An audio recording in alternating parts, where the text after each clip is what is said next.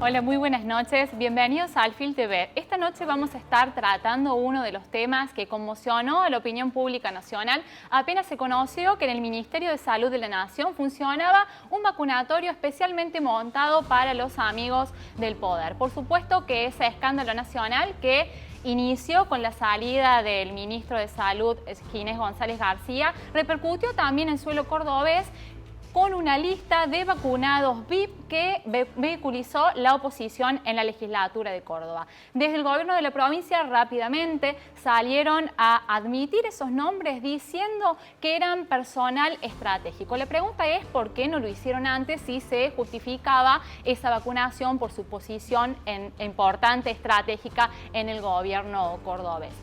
Esta noche vamos a estar conversando con la diputada nacional por Buenos Aires, Graciela Ocaña, una voz autorizada porque ustedes saben, ella ha sido ministra de Salud de la Nación, y uno de los primeros interrogantes que vamos a plantearles es si este escándalo nacional golpea no solo a la oposición, sino al conjunto de la clase política. Le damos la bienvenida a la diputada que está esperándonos en la pantalla del Zoom. Bienvenida, diputada Ocaña. Hola, ¿cómo están? Buenas noches. Muchas gracias por acompañarnos.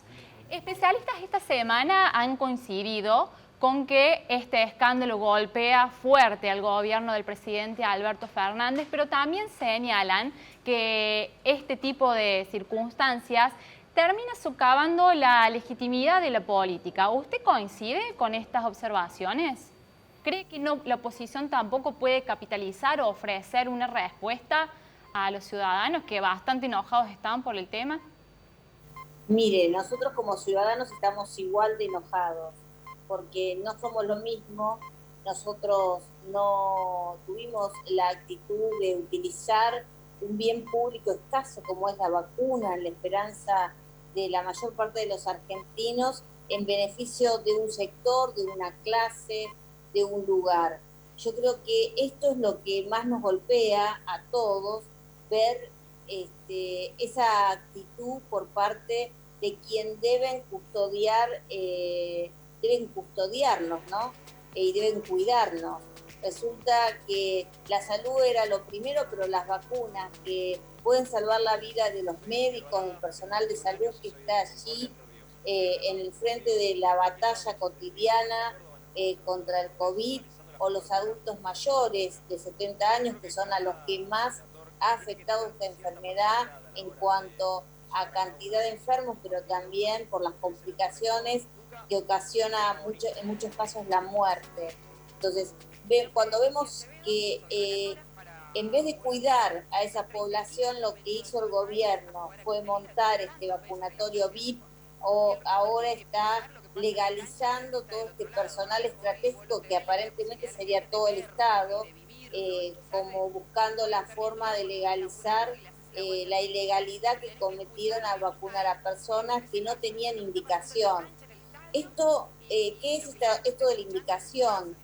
El Ministerio de Salud de la Nación, en conjunto con el resto de las jurisdicciones, provincias y la ciudad de Buenos Aires, en la COFELESA, que es justamente el lugar donde se reúnen todas las autoridades máximas de cada provincia de salud, establecieron cuál iba a ser la prioridad en la vacunación de acuerdo al riesgo, es decir, la posibilidad que tiene de enfermarse y aparte, fundamentalmente, el riesgo de vida que corre. En primer lugar, se estableció que la población a inmunizar eran los médicos y los profesionales de la salud que estaban en esta línea de atención de la enfermedad. En segundo lugar, eran los adultos mayores de 70 años, luego avanzando a los 60 años. Luego, los docentes, el personal militar y de policía, más aquellas personas menores de 60 años con distintas patologías que hacían, digamos, prever que de enfermarse de COVID no podían tener un buen desenlace. Y luego el personal estratégico del Estado, para luego pasar al resto de la población.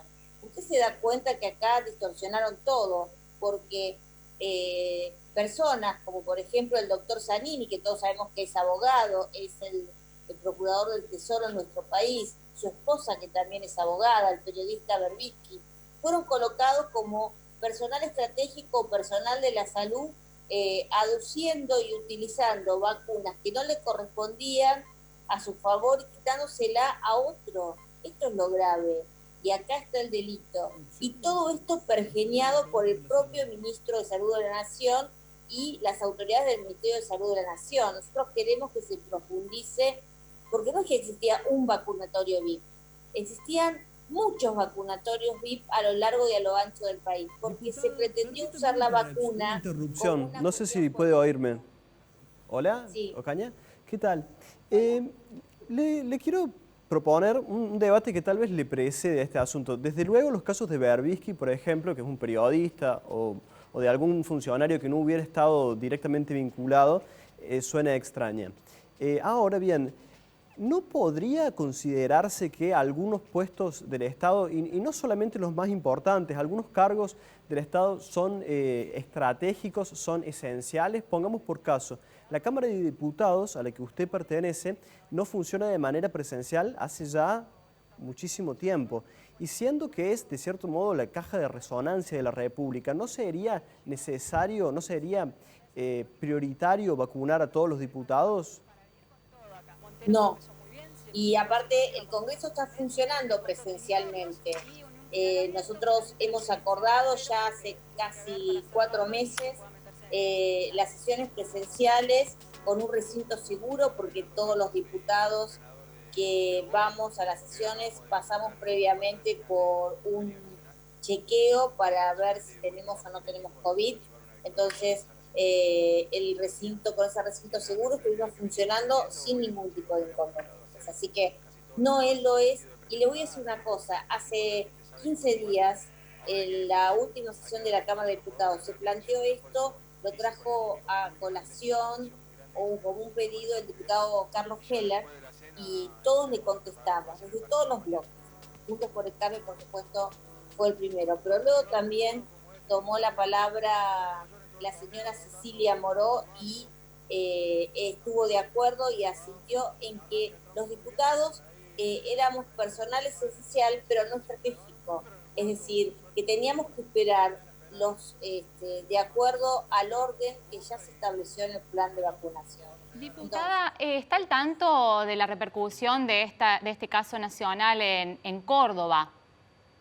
Puede ser el presidente, el vice, los gobernadores, los intendentes, que tienen, por supuesto, la cabeza de la función. No lo puede ser un legislador, no lo puede ser una secretaria bailarina del ministro de Economía de 30 años, no lo puede ser tampoco los jueces de la Corte, no lo pueden ser personas que aparte, por ejemplo el diputado Valdés, no va a las sesiones presenciales porque él, por supuesto, aduce de que tiene más de 60 años y hace las sesiones vía telemáticamente. Entonces, a mí me parece que acá lo que ha aparecido es claramente un sector político que se ha dedicado a robar las vacunas que no le pertenecían, vacunas que debieron ir a médicos, a enfermeros, a personal de salud y adultos mayores de 70 años.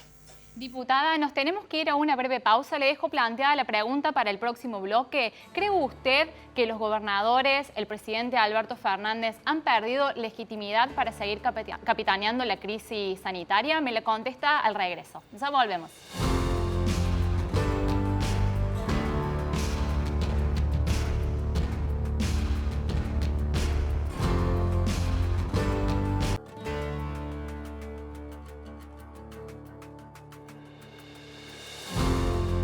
Bienvenidos al segundo bloque de Alfil TV. Estamos conversando en este momento con la diputada nacional por Buenos Aires, Graciela Ocaña. Había planteado una pregunta para cerrar el bloque anterior con respecto a esta crisis de institucionalidad que se abrió tras el conocido Vacunagate. Le planteaba a la diputada si no cree que los gobernadores, el presidente Alberto Fernández, ha perdido la legitimidad para seguir comandando esta crisis sanitaria. Tengamos en cuenta que hay que pasar el invierno y que todavía la vacuna no llega. ¿Cómo lo observa, diputada? Bueno, me parece que lo que ha perdido, yo le diría, la perspectiva de la confianza es todo el operativo de vacunación.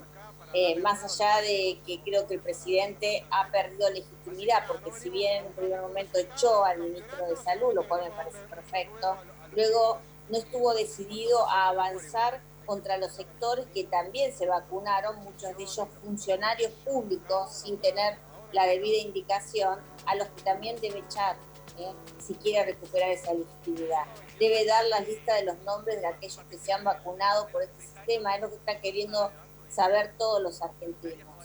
Y me parece que esto no lo ha podido conducir el presidente, que incluso insistió en colocar en el lugar de Ginés González García a su segunda, que obviamente era parte de todo este sistema, era la responsable de las vacunas en la Argentina, porque tiene a su cargo su área, y me parece que obviamente con medidas como diciendo que no existe el vacunatorio VIP, o que hoy legalizando, esta semana legalizando a través de una definición de estratégico para tratar de tapar lo que se hizo, me parece que no gana en legitimidad. Y aparte sabe que por mucho que quieran tapar 100, 200, 500, 3.000 casos, acá hay muchos más y están saliendo a la luz en todas las provincias argentinas. Sí, diputada, interpreto que no alcanza entonces con haber echado del gabinete a Ginés González García. ¿Es la punta del iceberg? ¿Debería tomar medidas más drásticas para contener, encapsular esta crisis, también teniendo en cuenta que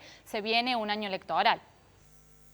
Yo creo que el presidente debió avanzar en profundidad, no solamente con Ginés González García, sino con todos los que fueron funcionarios responsables, Carla Bisotti, el responsable de los hospitales dependientes de la ciudad, de la nación, también avanzar sobre dar todo el listado, dar los 500, 600.000 casos que se vacunaron para que todos los argentinos podamos conocer la información de quiénes fueron y avanzar hacia la transparencia, no negar los hechos que en un principio reconoció y que ahora niega. Diputada, si me permite que le lleve a otro tema por un momento, se ha escuchado hablar mucho de algunos cambios que el Frente de Todos piensa introducir al sistema de salud que de algún modo harían perder mucho poder a los sindicatos que ya no manejarían las cajas de las obras sociales del mismo modo. Es un tema arduo y usted tiene mucho conocimiento de la materia. Me gustaría pedir que usted explique al menos sintéticamente en qué consistirían estos cambios. Mire, no conocemos cuál es el programa o el plan que tiene el Instituto Patria, que es el que está llevando adelante estas ideas. Sin duda, el sistema de salud tiene problemas y lo hemos visto en esta situación extrema como fue la pandemia. Y también usted sabe que yo he peleado mucho por ciertas cajas que se manejan dentro de las obras sociales y que no se manejan ni con transparencia ni con eficiencia. Yo creo que hay que trabajar en eso. Ahora, me parece que el Frente de Todos lo que está pensando es un apoderamiento justamente de los recursos de la seguridad social para el Estado. Entonces, nosotros ya hemos visto, no digo que eso pase en todos lados, pero en muchos lugares el Estado Nacional no es eficiente para gestionar los recursos de salud. Entonces, la verdad que darle más recursos a quienes nos manejan mal no me parece que sea el camino. Yo creo que hay programas nacionales que funcionan pésimamente mal. Toda la gente que está en Incluir Salud en general lo sabe, por lo menos en la provincia de Buenos Aires, donde no tiene servicios, y en muchas otras provincias argentinas. Entonces es una muestra más de cómo el gobierno nacional maneja recursos. Creo que lo que sí hay que discutir es a un sistema más consolidado. Actualmente hay más de 300 obras sociales, la mayor parte de ellas, más de solamente 30 concentran más de 20.000 afiliados por cada obra social, el resto tiene mucho menos, con lo cual evidentemente no tienen una unidad que pueda ser económicamente sustentable para poder darle salud a sus afiliados. Esas son las cosas que hay que modificar. Lo que me parece es que hay que trabajarlo también con mucho cuidado, porque hoy las obras sociales, sobre todo estas 30 más grandes, tienen una función muy importante dentro del sistema de salud. Según lo poco que se conoce y que se llega a entender, este sistema tendería hacia una centralización más grande de los recursos, que podría convertirlo en algo más eficiente por temas de escala, pero más allá de eso, hay algunos analistas que interpretan que esta disputa es una disputa del kirchnerismo duro con algunos sectores del sindicalismo, de la CGT y de Hugo Moyano. ¿Usted cree que esa no es la explicación correcta? Mire, no, yo no veo enfrentado al kirchnerismo con Hugo Moyano, yo más vale le diría que son socios, lo sostienen, lo defienden, son parte del mismo esquema de poder. Lo que sí creo y estoy convencida es que hay que trabajar en una mejor, más eficiente uso de los recursos de las obras sociales. Entonces, me parece extraño que los mismos que generaron más de 300 obras sociales en la Argentina sean los mismos que vienen ahora a cambiar el sistema de salud. Yo creo más vale que van por la plata, por las cajas. No hay muchas cajas del Estado. Y le voy a decir, si es por escala, el PAMI tiene la escala más grande, pero como usted sabrá, el PAMI funciona pésimamente mal hoy en la Argentina, no le pagan los prestadores, hay más de 500 de sus afiliados que no están recibiendo medicamentos oncológicos. Entonces, la escala sirve si es para trabajar eficientemente, la escala no sirve si, como en el caso del PAMI, lo único que se hace es utilizarlo para colocar militancia política y utilizar la plata para hacer política y no para darle salud a nuestros adultos mayores. Ocaña, nos tenemos que ir un corte. Le dejo planteada la pregunta para abrir el siguiente y último ya de nuestro programa Alfil TV. Le voy a consultar sobre cómo se decidió la estrategia para abordar este escándalo en Juntos por el Cambio. Ya volvemos.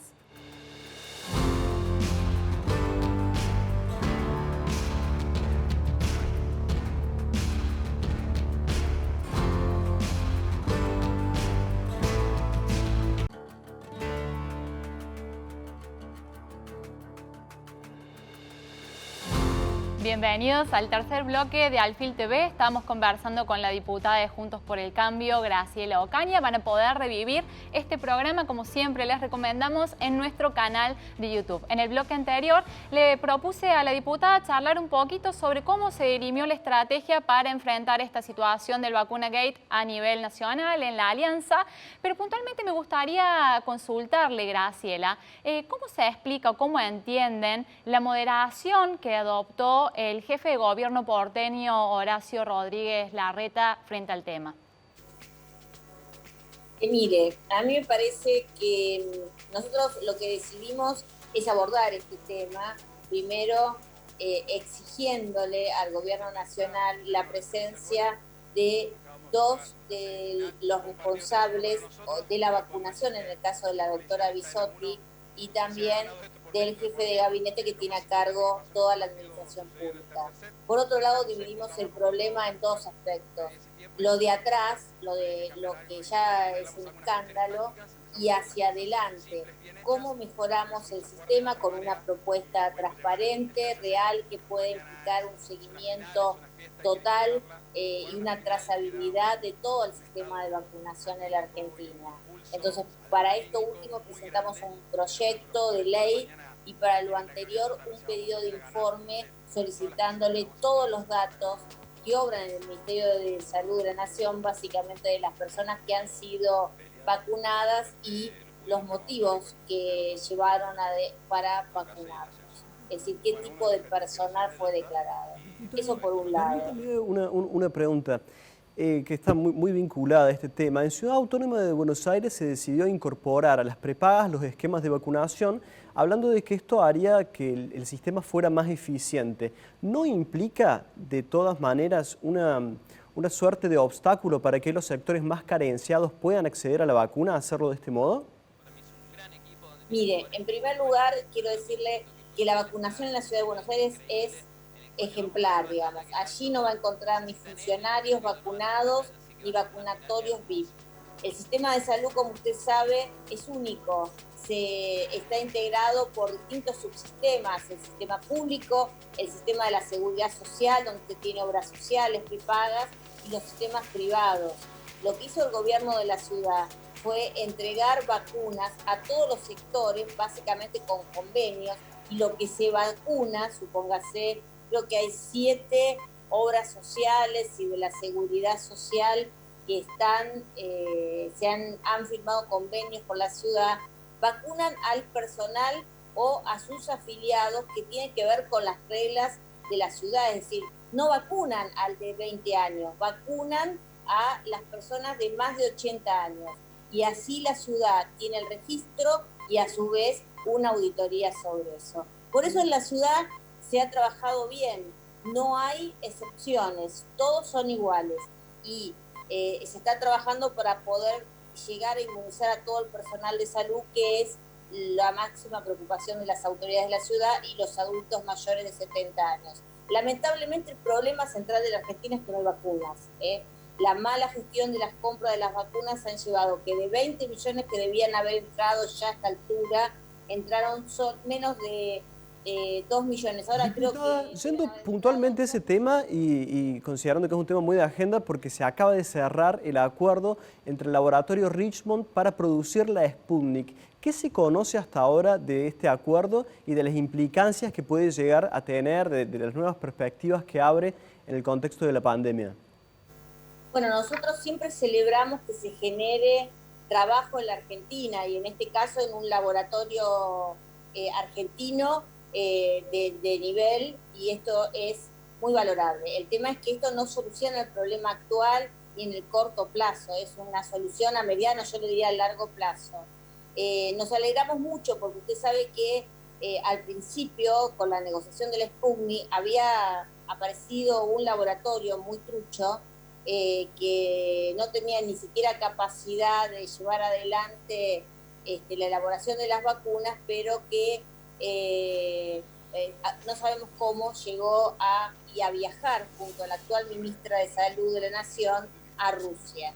Así que celebramos esto, no conocemos los detalles, pero también le tengo que decir que un laboratorio y poner una línea de producción de una vacuna nueva no es sencillo. Diputada, se nos acaba el tiempo y no quiero que se nos vaya el programa sin preguntarle sobre su armado político en Córdoba. Nos han dicho que probablemente en unos días esté por aquí para lanzar su partido Confianza Pública. ¿Es así? Sí, es así, digamos, estamos sumando en todo el país a dirigentes. Justamente en el día de ayer lanzamos Confianza Pública en la provincia de Buenos Aires junto a Adrián Pérez, un dirigente muy conocido, que fue subsecretario del Ministerio del Interior, y con grupos de toda la provincia. Y queremos iniciar este camino, este proceso en Córdoba, y para eso, bueno, se ha sumado una persona que para mí es una de las mejores dirigentes de la Argentina, una persona transparente, honesta, como es Laura Sefma. Así que vamos a acompañarla en esta propuesta de lanzar la mesa de Confianza Pública en Córdoba. Por supuesto, estamos integrados plenamente a Juntos por el Cambio para seguir sumando, seguir creciendo, ampliando el espacio para convocar a otros ciudadanos, a otros argentinos. Muchas gracias, diputada, nos tenemos que ir. De cambiar el país. Nos tenemos que ir y la esperamos con gusto aquí por Córdoba. Le agradecemos muchísimo su gentileza, Feli. Nosotros nos encontramos dentro de 7 días. Nos vemos.